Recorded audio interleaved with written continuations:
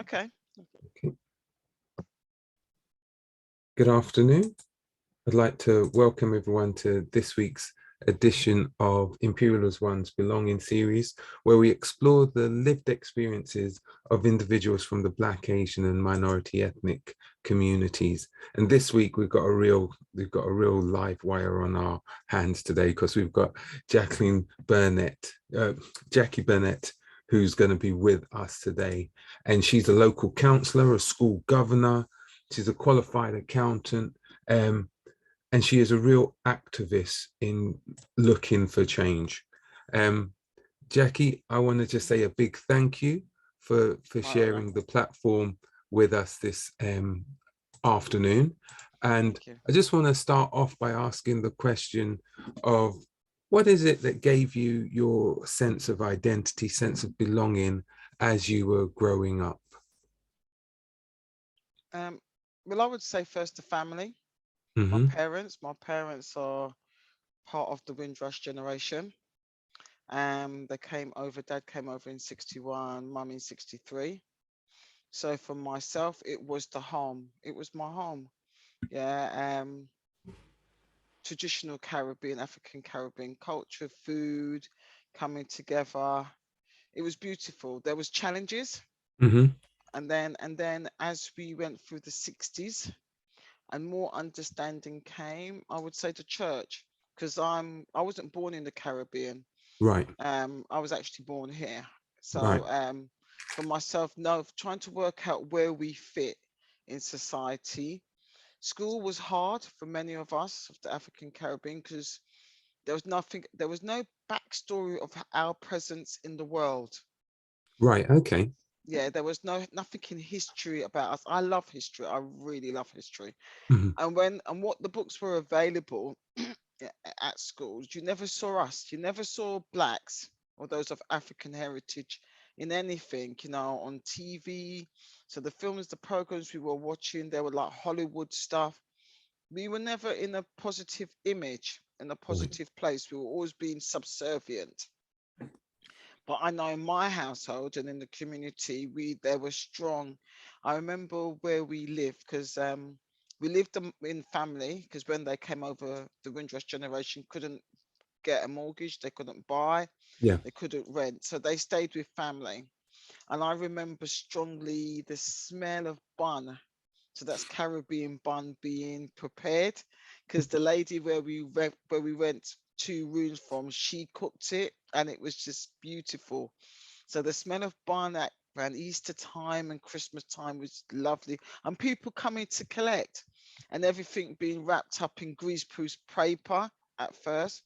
That was beautiful. School, but school at primary wasn't really a positive experience for me. I struggled. I didn't particularly like the head teacher, because we were always picked on as black children. People always wanted to put their hands in our hair as well. They even want to do that rubbish nowadays. We've been here over how many decades or masses and history now, and they still want to put their hand in our hair. And it's like, hello. So, and the food, everybody, oh, what's that? Oh, what's that? I remember that. Oh, that looks weird.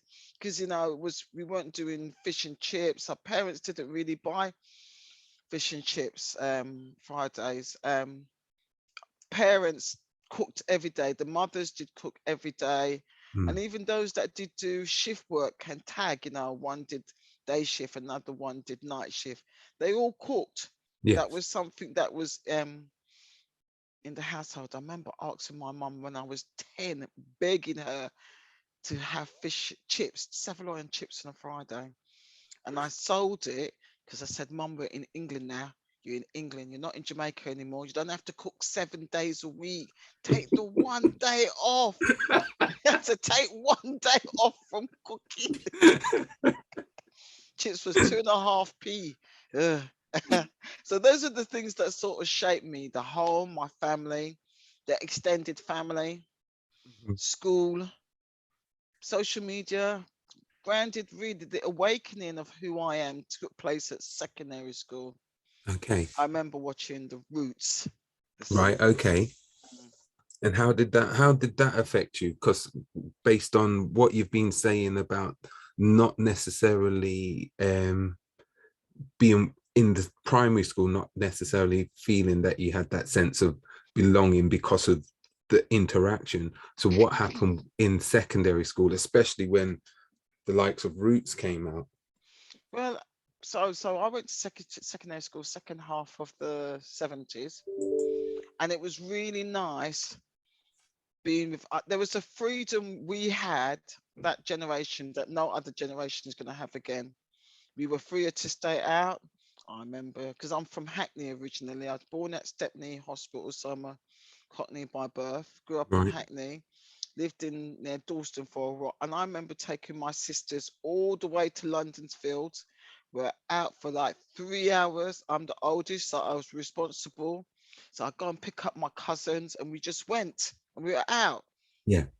But secondary school, I would say there was an awakening that took place in the 70s of self. Reggae music was becoming prominent. You got Bob Marley.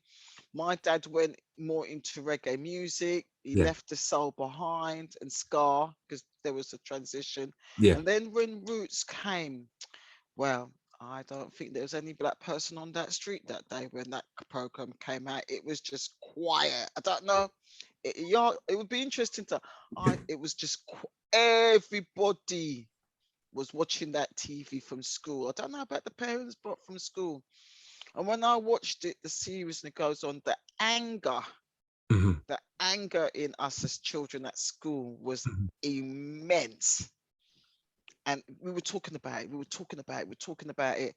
And also, you remember, you also got stuff going on in America, African America, Yeah. James Brown, Black I'm Proud. Yeah. Yeah, that 70s was like, we're free, we're gonna be who we are in Britain. And I would say the sense of a British black identity was really coming stronger. Flares, sax, afro, and even the language. The elders struggled, Yeah. the Windrush generation, because of the abuse we were taking in school. They didn't know how to support us because in the Right. Caribbean and in Africa, every teacher goes into teaching loving children and Yeah. treating children well. And they couldn't understand how teachers could be racist. They Yeah. really struggled.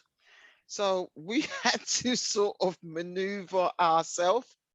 Mhm. Um, so yeah, I love school. I love secondary school. I could do it again. I loved it. The awakening of civil rights, because my history teachers taught us about the American civil rights. So I had friends that I went to Woodbury Down School that no longer exists. It's now Stoke Newington, Right. Yeah. merged into Stoke Newington School. So my history teacher when I was in year 9, year 9, he was African Caribbean. Right. Okay. Yes, I was blessed. I had a couple of black teachers in that school. Everybody respected the black teachers. Nobody took the mick.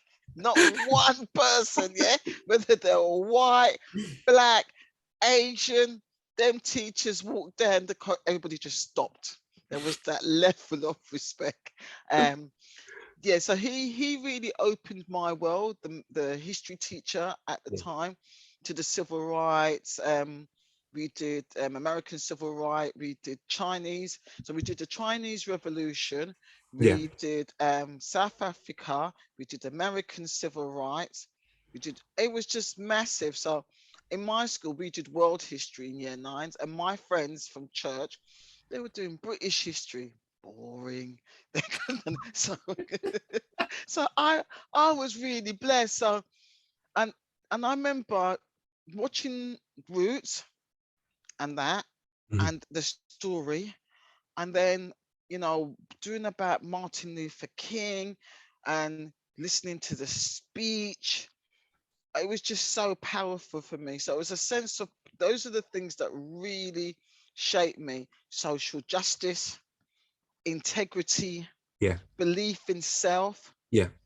That's what sort of drew me on. I need to define. I understood I couldn't wait on school to help me Right. what career, because we got careers advice like late, late, Right. late. We got 1 hour, Yeah.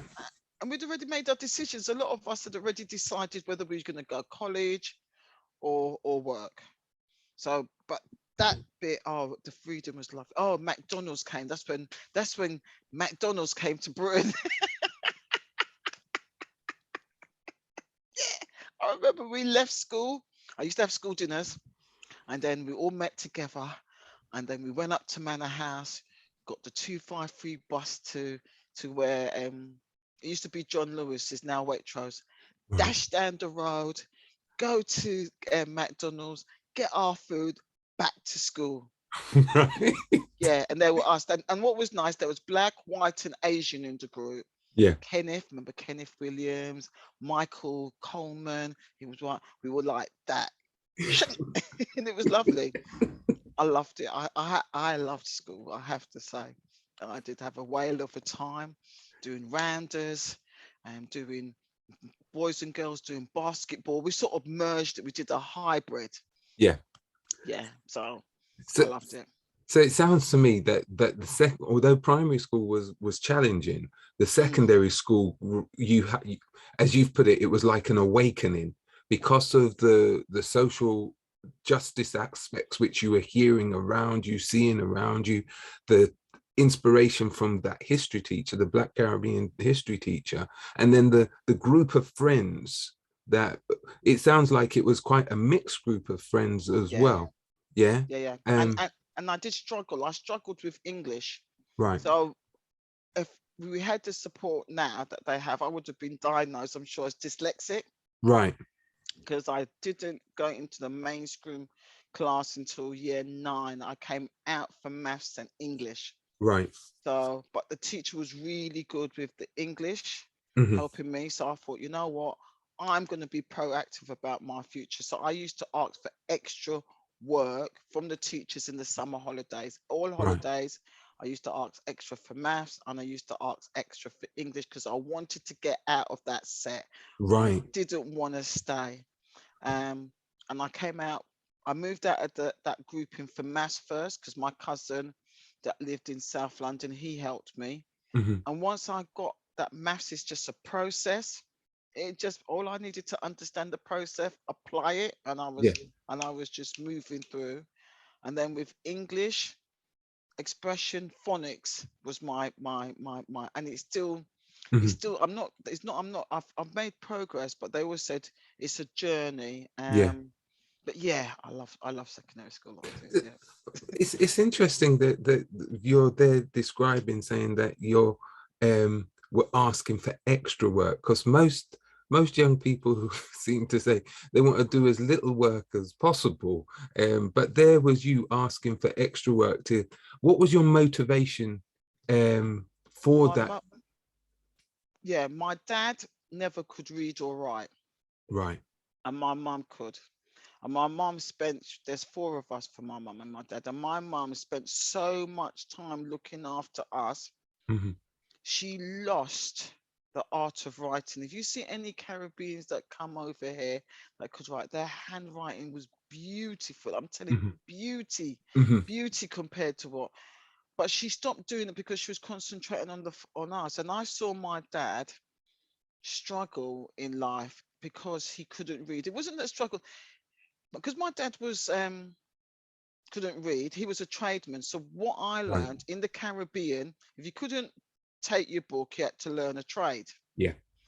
My dad learned a trade, and he's one of those fortunate ones that came here Hmm. and was employed in the trade that he Hmm. learned in the Caribbean. Because my dad was excellent painter and decorator, brilliant, Yeah. but he was always being exploited by people. Yeah, and he was depending on others to navigate through the system. And Right. I was determined that weren't going to be me. Right. I was determined, no way am I going to be in the position my dad ended up being in, because he Right. had to depend on others to do partnerships, and it was like, no, you're too vulnerable. So Yeah. that's what drove me on asking for extra at school. And that's amazing. That really is amazing, because it's one, that perception and that insight that you had from such a young age to recognize, actually my dad's not getting a fair deal, and the reason for that is because he can't read, you know. So adult literacy, and you're right, from the point of view from the Caribbean, it was a trade or academics, as it were, right? And he was angry. I always thought he was angry because my dad is a lyrics. yeah. He can talk, he loves his music, but I also felt he was angry, and he would react really quick Mhm. if he thought people were taking liberties of him. Yeah. And I think partly that was because he felt vulnerable because he couldn't read. Mhm.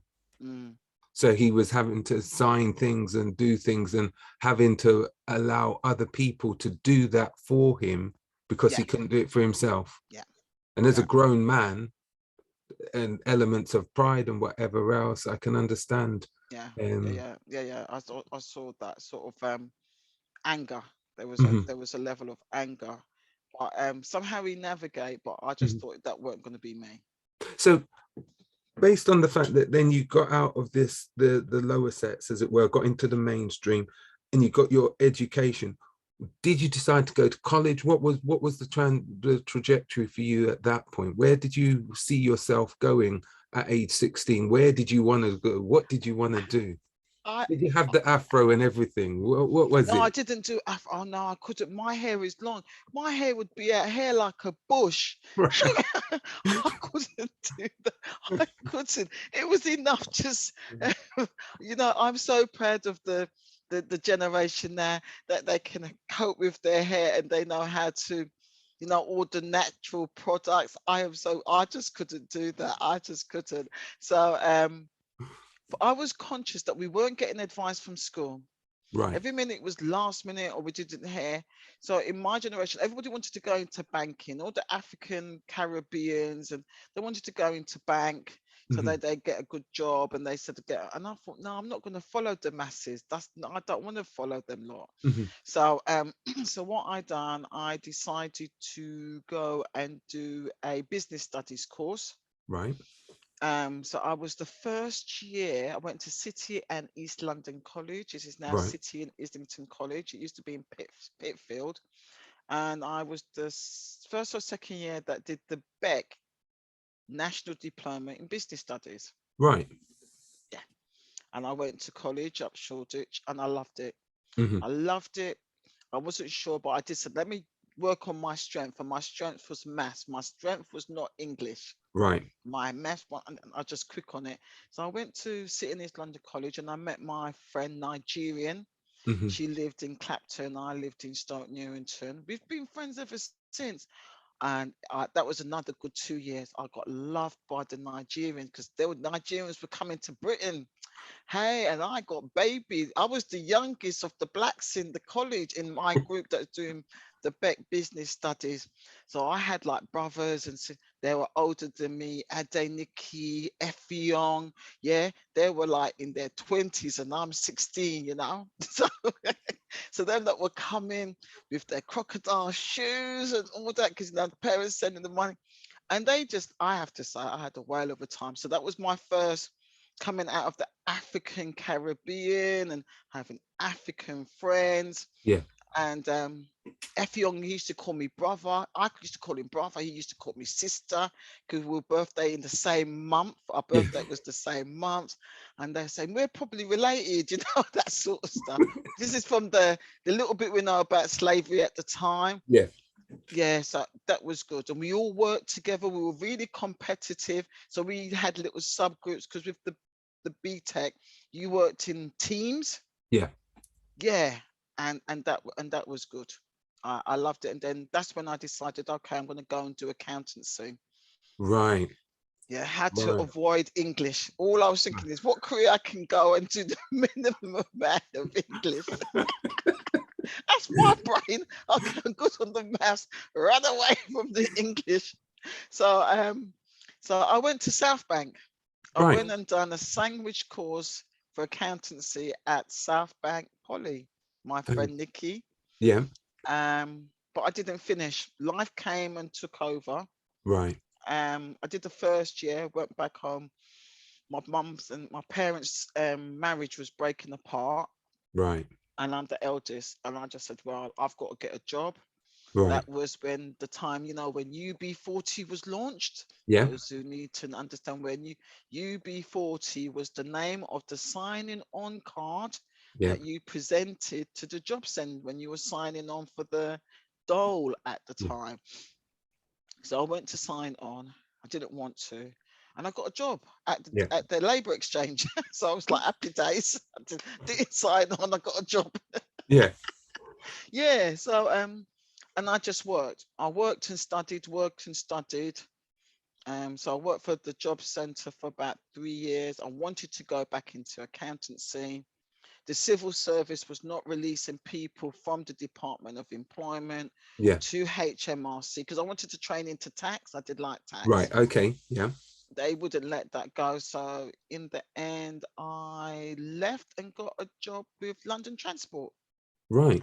as a finance assistant, and I ended up staying there for 12 years in London Transport. So during that time in London Transport, was that where did you then finish your qualifications there, or did you, or how what role did you occupy in that? And did you, yeah, what roles did you occupy in that? Well, I started as certified, so I started to train as a certified accountant. Right. Brilliant. Yeah, but I found auditing boring. I Right. really, yeah. So, but I did the job. I didn't, I didn't go for the graduate training system, when you Yeah. are parachuted in to get things. So I did finance assistant at Manor House, Yeah. and I was there for about 18 months. And that's when the government was coming for the deregulation of buses, because Right. buses were state run, Mm-hmm. and the Conservative government at the side was deregulating buses. And I thought, you know what, I need to get out of this. Mm-hmm. So after about 18 months, I went and worked for London Underground Mm-hmm. in finance, doing management information and all that. And that's where I trained. So I got my AAT Mm-hmm. as part of London Transport, London Underground. So I'm a fellow of the Association of Accounting Technician now, but it was through London Underground I trained. I did my BTEC in management studies. So Yeah. and it was through that. Now I'm a member, and I then changed from certified accounts to the Chartered Institute of Management Account, and I did that through London Underground. Yeah. So that's where I went into management accounts, and I got supported fully. It was hard work studying and working, but because of the King's Cross fire in 1987, Yeah. one of the recommendations that came out of it was the need to invest in middle management, in management. Right. Right. Yeah, because so at that time, London Underground invested a lot in middle managers, Mm-hmm. loads of money, and that's when they got rid of the old stock that was wood. Mm-hmm. So at that time, you had rolling stock that was wood based. So some of the stock that was used in the war, Yeah. the Second World War, they were still using that. The escalators were wood. Yeah. So massive investment went in modernizing London Underground, and I was there at the time, and they were good employers. I'm not But saying there wasn't racism. I'm not saying that there weren't. Yeah. mm-hmm. Mm-hmm. However, there was opportunity to progress. So I did progress. I applied for a job and went up the ladder. So when I left as a management accountant for the Northern Line. Right, because I was going to explore that idea about whether or not what barriers you faced as you were going up. Not saying that you didn't face any barriers, because you clearly said that there was racism, but how did you circumnavigate, or were there enough supportive elements within the organization that those barriers were kind of like removed out of your way?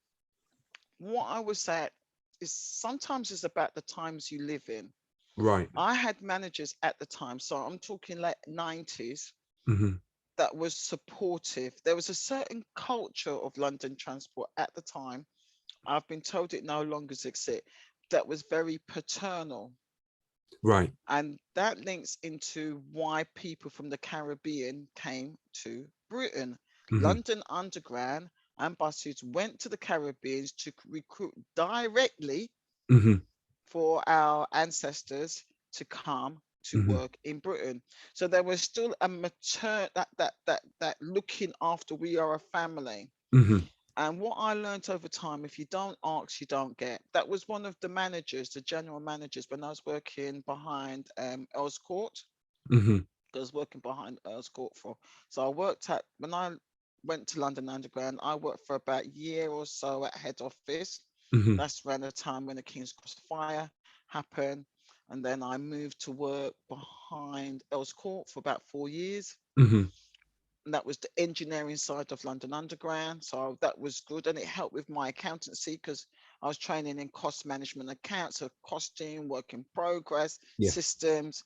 And that's when computer aided design and computer aided manufacturing was coming in, just in time technology. Because I now know I'm a learner, that I can't do the theory without being in an environment that I can apply it. Right. Okay. Yeah, Yeah. that's my learning style. Mm-hmm. I have to do the theory and be able to apply, so I lock it together in the Yeah. understanding. So yeah, and the manager that I had, Terry White, English, but anything I just go and ask. He said, Jacqui, in life there's two proper, you just work it out, yes and no. If you don't ask, you don't get. Once you accept in your mind that there's a chance of getting a no, there's always a chance of getting a yes. Simple. Yeah, yeah, yeah. So I used to, oh, Terry, can I have? So I got, so after that, I got under London Underground. They paid for my studies, Yeah. AAT, SEMA. I got a suitcase from London Underground. Still got it in the house. I got my Filofax. Yeah, I still got that. Yeah, because the thing is, we worked hard. I used to travel from London in the summer, and I would get down to Earl's Court about 7:30. Yeah. So sometimes I would do a 40, 50 hour week, Right. month end, yeah, and all that. But we would always have a downtime on a Friday. We just chill. We would go to the Three Kings. There's a pub near there. We Yeah. used to go to the Three Kings, and all the guys would buy me and my friend drinks. Oh, Jax, what you want? What those days I go, oh well, maybe you can't take the drink back to work, but we would have take the drink back to work back then. Oh, Jax, what you want? And it was, we used to play pranks. It was not good to be around Christmas. You never know what you was gonna get dunked in. But everybody, yeah, everybody went for a laugh. There was but what was accepted then, some Yeah. of the things would be totally banned now, is Right. inappropriate. Yeah. But I just learned to hold my own. These are working people. Mm-hmm. And what I did love about working at Earl's Court, unlike head office, at head office, everybody was snobs. You Mm-hmm. see the same person in the lift every day, and they can't even say good morning. Yeah. At Earl's Court, if you never said good morning, they'll be asking you, who do you think you are? That was just basic, it was manners. You know, you're right, morning, morning, how you doing? Morning, morning. It was nice. It was really, really collective. And the manager, he did like some of the old values. So he arranged like trips Yeah. to the seaside for the staff. Yeah, we all Yeah. chipped in. And yeah, it was, that was those sort of days are gone. But there was I've I and what I know, the Caribbeans, the African Caribbeans, them lot could hold their own. Mm-hmm. Anytime they thought anybody was taking a living mix, swearing, they just gave it back. So it sounds as though it was, although there was differences, etc., there was a real community culture within certain aspects and certain areas, because it sounded like there was almost like when you said that head office, there was a totally different culture which was going on compared to when you were kind of like in not the back office but in the other Earl's Court offices. It was much more down to earth. Everybody was in it, for want of a better word. We were in it together, as it Yeah, were. yeah. And the general manager, he used to do like every month, He saw the operation as a business. Right.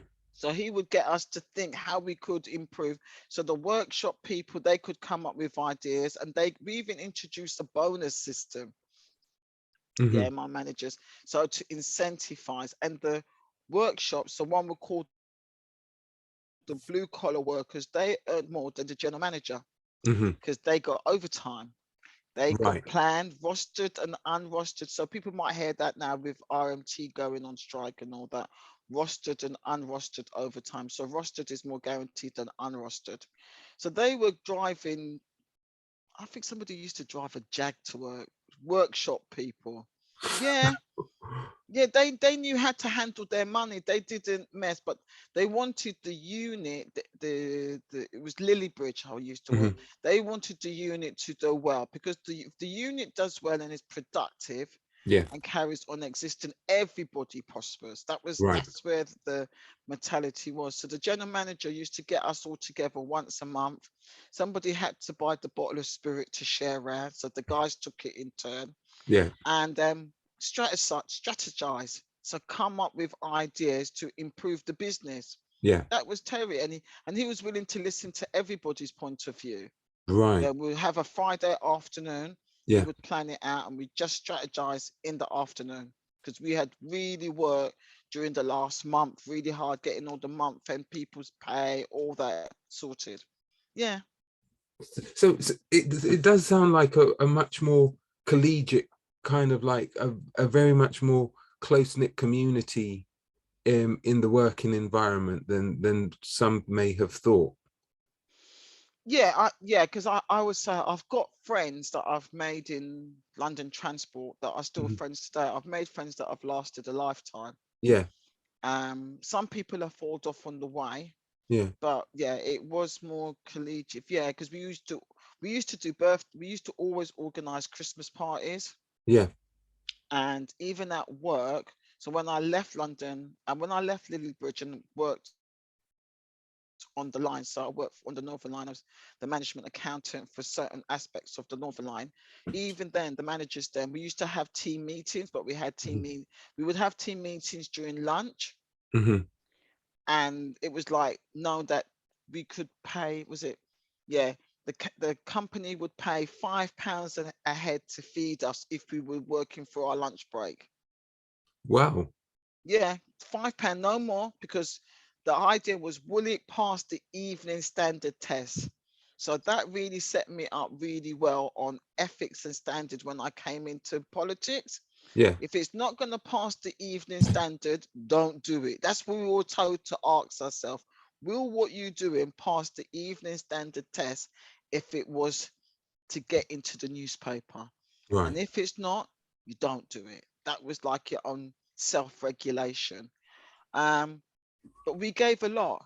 And those that I worked with, the managers, we were all in it together. Even when I stopped working at Lilybridge and I worked on the Northern Line, the team I worked with, and I was the only female out of six and black, we all worked late.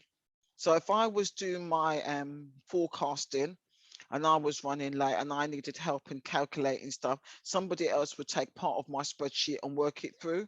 Right. And then we put it back together, and then check and balance to make sure everything lines up, because we had a tolerance. So our KPI objective was that our forecast, our actuals could never be more than 5% out of our forecast. And we did forecasting on a monthly basis. Right. That's Okay. how tight it was. Yeah. But so we would have to upload the information onto the system. If the files were too big, we would find a way to break down the file and we shared the work to upload it, so we all could go home at a decent time. Our managers would say, there's no point one person staying till 8, 9 o'clock, whereas we shared the work, we all could leave at 6 or all leave at 7. Hmm. So that was quite, yeah, Yeah. it was a good culture there on Yeah. that. Mm. It sounds I'm going to say it sounds actually really encouraging. The way that the system was that kind of like then, because I'm thinking about your earlier childhood where you talked about recognition of social justice and things which were going on outside. What then made you kind of like move towards going into politics and those aspects? Because from your work, it sounds as though it was quite a, I'm not going to say a smooth running, but it sounds as though that you were in a collective which works together. So what then made you want to go into politics? Because oftentimes people think we want to see change, why we want to go into politics, if that makes sense. Yeah, well, I left London Underground because I had Mm-hmm. 2 children, and the Right. commute to London from Luton was just getting too intense. Mm-hmm. And they were moving a lot of the operations to Canary Wharf. And Mm-hmm. so I left London Transport after 12 years, and I got a job locally in Mm-hmm. the home counties, in Right. the middle England, which is different to London. Yeah. Right. And it was that experience over time. So I worked for the Meat and Livestock Commission. Mm-hmm. They were in Milton Keynes, and then I left them and worked for a private company. And that's when I would say I've experienced um, more racism in the home counties than what I experienced in London, to my favour. Right. Yeah, yeah. I would definitely say that. I would say the home counties is about 20 years behind London on a Mm-hmm. lot of things, having grown up in London. Mm-hmm. So what happened after a while, being a single mum and the different jobs I had, I was just getting stressed. Because even though I told people that I'm a single mum, even though I didn't have to, but I did, and therefore I cannot work until 8 o'clock at night doing finance, they would still be stressing me out to work till 8 o'clock at night, whether Mm-hmm. it was month end, year end, fine. And I got my children to raise, because by that time I was a single mum. Mm-hmm. So I was working for London, I was working for the NHS, and I retrained into equality and diversity. So that was Right. the first move Mm-hmm. out of finance into social justice, because I was doing equality and diversity lead. Mm-hmm. Um, that and I got to know myself a bit better when Right. I was working for the catering company that did catering refits, advanced catering. I I they I did the Myers Briggs Yeah. at work. And when I got the result, it's like, oh, now I know why everybody's shocked that I'm doing finance. Because people would say, how comes you're doing finance? You're not an introvert, you're an extrovert. How comes you're in finance? And I saw the Myers Briggs result, and I went, oh, yeah, that explains a lot.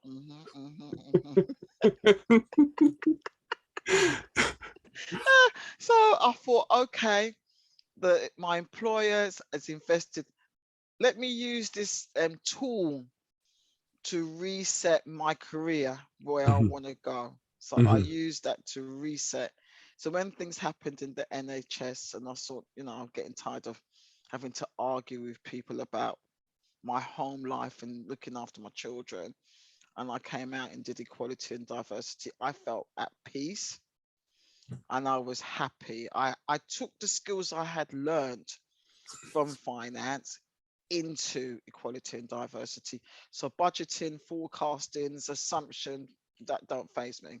There's a lot of people who run away from that in equalities and diversity and HR. Mm-hmm. So I went into that, and then after going through changes and retraining, um, and then my children were getting older, and I saw what was going on in education. So you understand, education did shape me. Yeah. My local school was failing, and my daughter's coming up to an age now, the eldest, to go into secondary school. Yeah. So I did all the open days, and we were told parents have got choices. You're empowered. You can pick. No, the rubbish. Yeah, the system does not allow you the freedom. Yeah, you got to think ahead. Where do you live? What's the postcode? What's the best school in your area? You got Yeah. to strategize. So I did all the open days. And I told the head of education why I did not want my local school, because it was failing. You would know the school, Wayne. Mm-hmm. Mm-hmm. And after they gave me the school that I didn't want, 2 pages of an A4, I wrote, type. They gave me the school. It's not, no, this ain't gonna work. So I appealed. Yeah. And that was it. I'm thinking, hang on, everybody knew that this school is failing. What has the councillors been doing for so long Hmm. with the school? How comes it's still in this state? Yeah. So I was encouraged at the time because I'd been made redundant Hmm. from the NHS.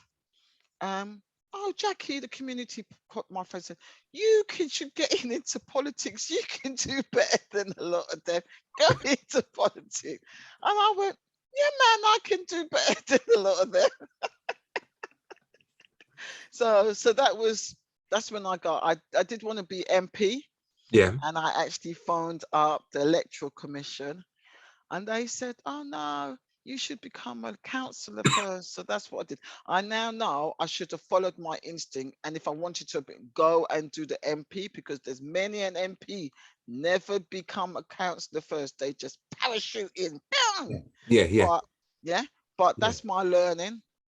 So that's when I went into politics. I decided the party that I wanted to do. I said Labour, because I've always been a Labour voter. My Yeah. parents, mum and dad would say, "Mum, better the devil you know than the devil you don't know." Yeah. That's my mum, bless her. uh, so um, so yeah, and I got in, and I became I got through the selection because the Labour Party at the time. So this is 2006. Accepted they needed to do more positive action. So they used the legislation Hmm. to specifically recruit more women. Right. So that's how I came through. So I've been a politician since 2007. So tell me, from the perspective of a I'm just wary of times, all Mm, right? But the conversation's just so rich. Um, just in terms of the political aspirations and stuff which you've been doing, what would you say has been the main challenges? And what would you say has been the your biggest success as a politician? okay, the main challenge is that there's racism everywhere, even in the Right. Labour Party. Right. Yeah. So Yeah. I think there's enough in the public domain Hmm. Hmm.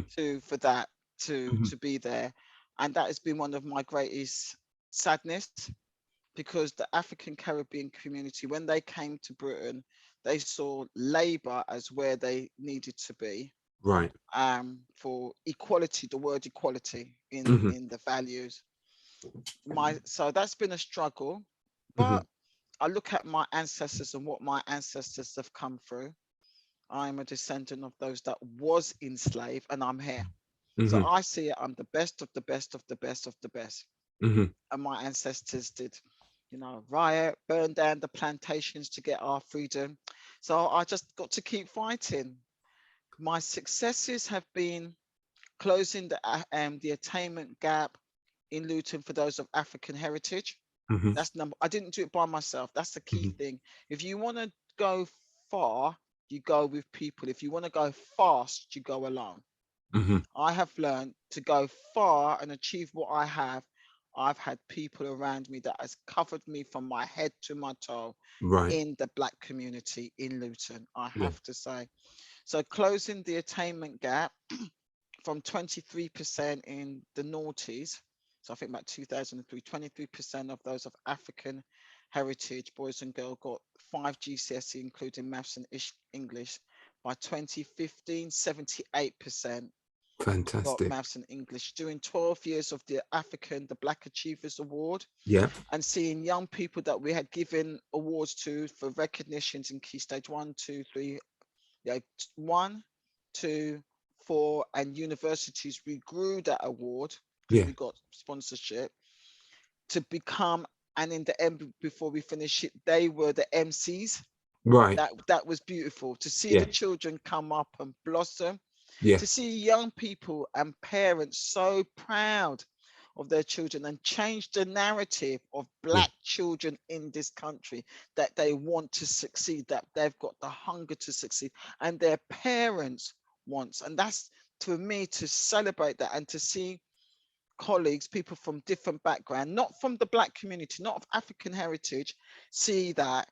that was a proud moment for myself to see those young people dressed beautifully. So fighting the stereotype is good. Also, the motions that Mhm. I've got through the council. Mhm. So on Wednesday, when the Windrush flag was raised, Mhm. that was beautiful. So understanding the political process, so that I'm there for all, but also for the race I was born into. Yeah. That is a major achievement. Being a school governor Mhm. and seeing the schools grow has been really, really beautiful. But also applying that learning to my children, Yeah. because that's why I got involved in the system.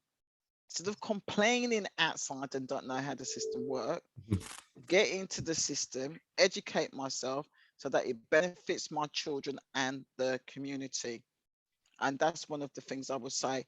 I can say, like on Wednesday, seeing the United Luton Caribbean and African Committee that I formed with my colleague in the pandemic host Windrush Day in the town hall.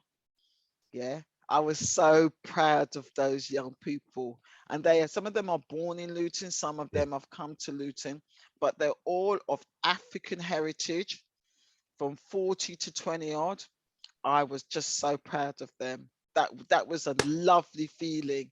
And everybody wanting to know, oh, how you mentor them? And I'm thinking, you don't know what mentoring in. You're just trying to use your brain, yeah, because now you're seeing black youth coming, the next generation coming forward. And I thought, yeah, if I die tomorrow, I have made some hopefully lasting difference. The black people working with Pastor Adams, Trevor Adams, with the Black Lives Matter motion. Mhm. And that motion is up for the Local Government Chronicle Award next month. And that was massive. Yeah. It took ages to get that motion through. Yeah. But the language we're talking now, we're going beyond rhetoric. More and more Mhm. people are understanding the difference between equality and equity. And Yeah. that's what I'm saying. Equity is not equality. Yeah. Mhm. And people now, and those of African heritage have built this country. And I am standing on and with my people. And I'm not saying that's the jarring with the politics, yeah. Because yeah, it Yeah. is I because understand. yeah, they want every we want they want black people to help everybody but their own, yeah. Mhm. Mhm. No, and that's what I'm seeing the young people now. They're talking, they're understanding economics, yeah. And I'm just so proud. And my daughter said to me, "We were listening, mum. We were listening when your generation, the community activists, the political activists, yeah, were talking. We were taking that in. So That's I'm brilliant. proud. I just want to get it bedded in now. Yeah. You don't get confused. We don't want no confusion. Yeah. None whatsoever. Stay focused on what we want. Yeah. Jacqui, I don't want to end this conversation, but Oh, I can see my time is gone. I'm going to open up to see if there's even just one question from the audience. Otherwise, I have just one final question. Is there anyone who wants to ask a question? If you put your hand up now, otherwise, I'm going to ask my final question. I've seen a lot of comments in the chat, so we'll discuss that afterwards. So I'm going to ask my final question then. And that final question is, considering all the things that you've been through, okay, what advice, and I know this one's going to come easy to you, I think, what advice would you have given to your 16-year-old self, or a 16-year-old who's starting out now, looking as to where they want to go, what they want to do? What would you say to them? don't doubt yourself so much. Follow your instinct and be proud. There was one time when I was working for a company and that was advice catering equipment. I was in so awe of this woman. She's a white woman, of what she could do. And I tell you what, I'll never do that again. Never, never, never, never, never. I ain't putting nobody on a pedestal. So I would tell myself at 16, go for what you want, be determined and be focused. and keep going, and don't give up. But every day, love life, and don't allow people to be at peace with your choices, because sometimes it is hard, Yeah, but try and be at peace with your choices. Yeah, I would say that to myself at brilliant. 16. Thank you so much for sharing your story. I know that we've only just scratched the tip of the iceberg. I know that there's so much more that you could share with us, but what you have shared with us has been encouraging, it's been empowering. It's actually shown us that actually we can work together when we want to. When we put our minds to it, we can actually work together and make this country a much better place for everybody. But we have to get over those barriers which people are still trying to put in our path. So I just Yeah, want to say a real big thank you for sharing your story with us today. my pleasure. Right. I'm just going to advertise for next week. Now, next week is going to be a special. I'm hoping that everyone can see. Next week, we're going to have Professor Waljit Dilo. And what's special about next week is that next week it's actually he's going to be our 100th guest on Belonging. So this, Jacqui, you just missed it. You were 99, right? You just missed it, right? So he's going to be our 100th guest, and we're going to be hosting it in person and online. So if there's anyone who's with us today and want to meet in person, we'll be in the City and Guilds building, Lecture Theatre, which is Lecture Theatre 200 at Imperial College next week, Friday. So I'm looking forward to seeing a lot of you there. If you're unable to make it, we will still be doing a live stream.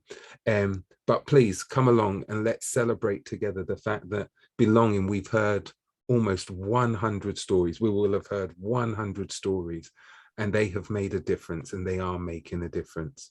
So please join us.